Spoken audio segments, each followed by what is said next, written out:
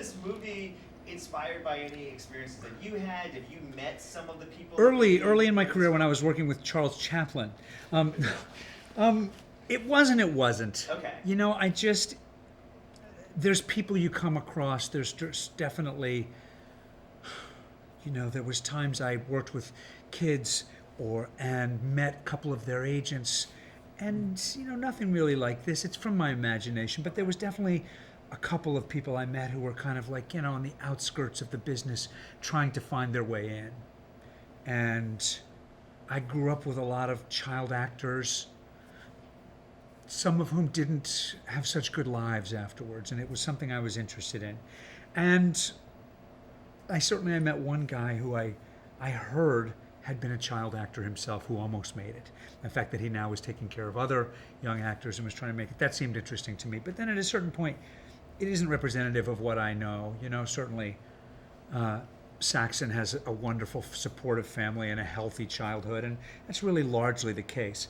This is about a system that always has the exceptions that are dark, and we all know about it. It's really out there. Everyone kind of, you hear about a child star, and then a few years later you see him on the police blotter, and then sometimes, you know, where are they now? And it's same thing for some adult actors.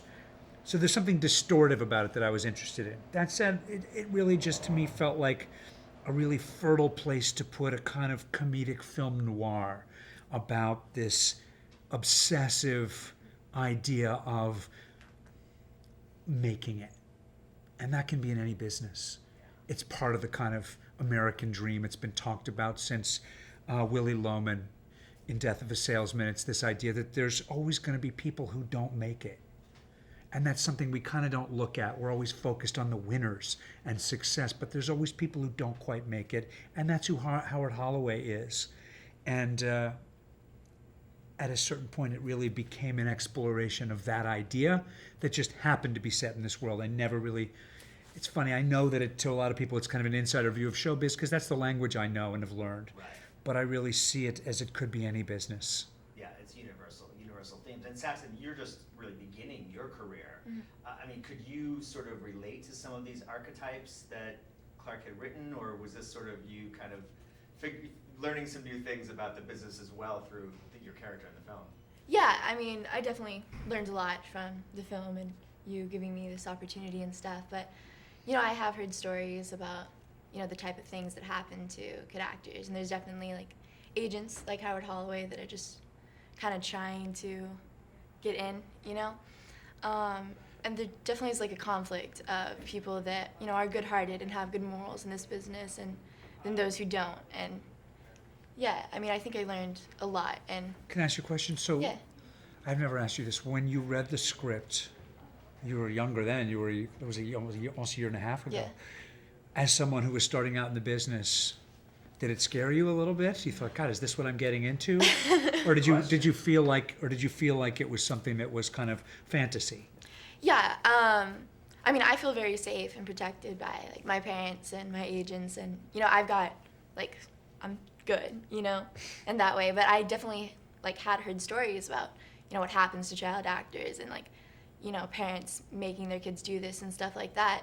And that's why my parents were so, like, you know, not sure about letting me do this. Like, I had to beg my parents to let me do this. And, you know, they had heard stories too. But, you know, we've got rules and boundaries, and there's stuff that I will do and, like, won't. So I wasn't scared of it just because, like, I know it's not going to happen to me.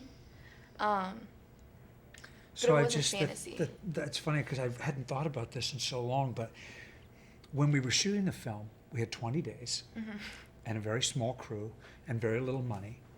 And just being frank, we had sometimes the situation where we hadn't got the shot yet. We hadn't gotten to the shot.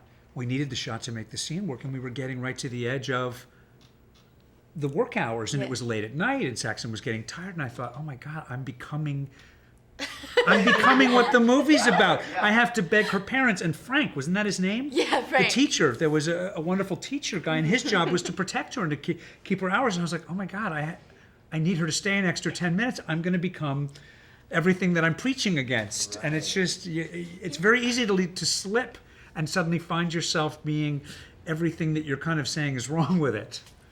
I'm evil. I just realized it in Not this evil. interview. No, but there's a difference. Like, I want to do this. Like, I wanted to stay the 10 minutes. I wanted to get, like, you know, like. I know, but when we we're had you a jump team. off that building, that wasn't cool. I jumped off. You've had a lot of success recently with the Marvel films, with Agents of S.H.I.E.L.D. Is it easier for you to get a movie like this greenlit, to get it made now, or is it just as hard as it ever was? Much easier. Much harder to get Choke made. You're a first-time director. Easier that I've made a film that some people liked, and yet when I said it, when I kind of wrote this role, and I thought, oh no, I have to play him. I have to play him. I'm 50.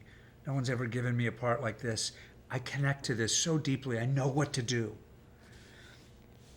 I woke up so many nights with different directors or actors to give one of those jobs to, but I just knew on some gut level I had to do it. And I also knew that giving me that role and not the 3 or 4 other actors I kind of would have loved to have seen to it, I knew was going to make getting the movie made much more difficult. And it was. And letting it kind of be the kind of unusual tonal movie that it is, that's sad and much more like kind of 70s movies I love. That's what I was aiming for. But I just thought, what's the point? You know, you do get a little older. What's the point of doing it unless you're going to really take those chances and push yourself?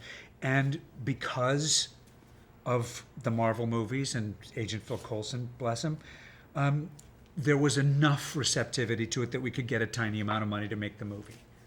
And I don't think that would have been possible. So absolutely doing that role and being part of that amazing cinematic universe makes doing stuff like this possible. And frankly, the friends I've made through social media has made getting this movie out to people possible in a way that it wouldn't have 5-6 years ago. Excellent. Will we see Phil Coulson on the big screen again, or is he going to be just on TV? They haven't told me. My deal with them is they don't tell me. They keep you in My the deal with dark. them is they tell me what they want to tell me. They keep me in the dark, and I get a text or a phone call from a number that doesn't have enough numbers, and that's Marvel headquarters. Ooh. And they say, we need you in this place. And I kind of prefer not to know, because usually that involves me knowing something more than Phil Coulson knows. And the two of us are so kind of mind melded at this point that I like to kind of keep what I know right in sync with what You he have knows. deniability when people like me ask you questions like this. It helps for that reason Yeah, too. yeah. But once or twice during the season of Agents of S.H.I.E.L.D., the showrunners, they didn't even tell me, but I asked a question because I know something about comics. I went, but if this guy's blue, does that mean? And I could see I would figure stuff out just based on the way they lied or didn't tell me or walked away. That made it harder for me to not know. You know, so I try to keep myself ignorant because that's how good I am as an actor. I can't do it otherwise. Thank See you you. again. Thank Nice you to so see you much. again.